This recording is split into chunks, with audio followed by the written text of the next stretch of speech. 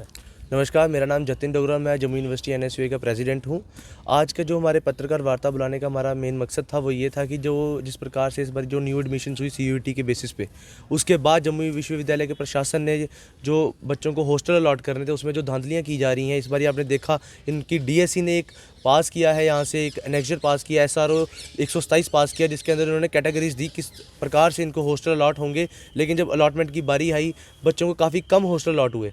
यहाँ पे एक डिपार्टमेंट के 4 से 5 सीटें होती हैं, उसके मुताबिक अगर कुछ कैटेगरीज़ के बच्चे वहाँ पे मार खा रहे थे, उनको हॉस्टल नहीं अलॉट हो रहे हैं, और कुछ कैटेगरीज़ के जो बच्चे हैं जिनको हॉस्टल अलॉट हो रहे हैं, जिनका नाम अगर चौथा या पाँचवा है, उनको बाहर वाला हॉस्टल दिया जा रहा है, जो भगत सिंह हॉस्टल है, और कईयों को सिफारिश से अंदर वाला दिया जा रहा है। मैं इस पर सवालिया निशान उठाता हूँ कि किस प्रकार से जो आप हॉस्टल की एलोकेशन कर रहे हो वो टोटली एक धांधली बेसिस पे हो रही है। इस कारण से मैंने आज प्रेस वार्ता इस कारण से बुलाई कि जल्दी से जल्दी इस इशू को रिजॉल्व किया जाए, क्योंकि पिछले कल जब हमने इनको मेमोरेंडम दिया तो जो हमारे प्रवोस्ट हॉस्टल हैं उनका कोई रुख अच्छा नहीं था। उनका कहना ये था कि हमने बिल्कुल अच्छा प्रोसेस चल रहा है, ये है वो है, लेकिन वो बात करने जब बच्चे उनके पास जाते थे तो उनको डांट के भेज देते थे। काफ़ी बच्चे हमारे पास आए, समस्याएं सुनाई। आज ठंड के कारण काफ़ी बच्चे आ नहीं सके, तभी नहीं तो हमने यहाँ पे प्रोटेस्ट करना था उनके खिलाफ, नहीं तो आज हम प्रेस कॉन्फ्रेंस कर रहे हैं।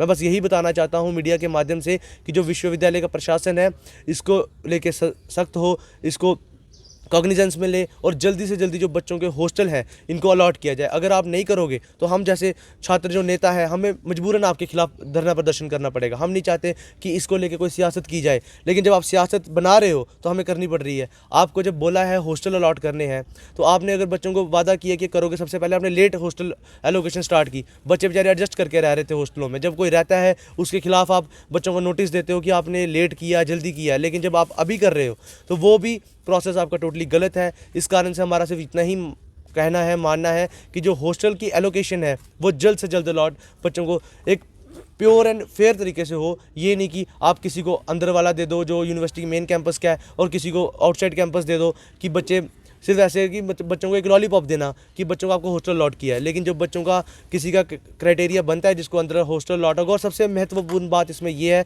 कि डिस्टेंस।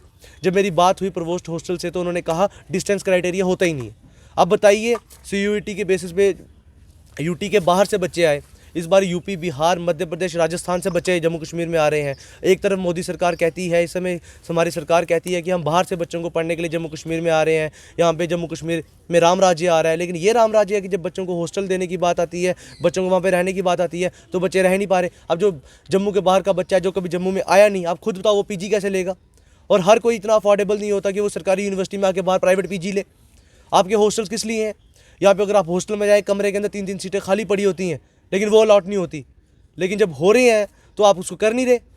और पिछले साल की जब बात थी, पिछले साल भी हमने इनको मेमोरेंडम दिया, धरना प्रदर्शन किया, तब भी इन्होंने लेट जाके हॉस्टल अलॉट किए। और इस बार जब हॉस्टल अलॉट टाइम पे होने लगे थे, हालांकि टाइम पे नहीं है, थोड़ा लेट है, लेकिन चलो फिर भी मानते हैं कोरोना के चलते अगर सेशन डिले हुआ, थोड़ा लेट है, लेकिन जब अब लेट हुआ है, आप बच्चों को हॉस्टल तो सही तरीके से अलॉट करो।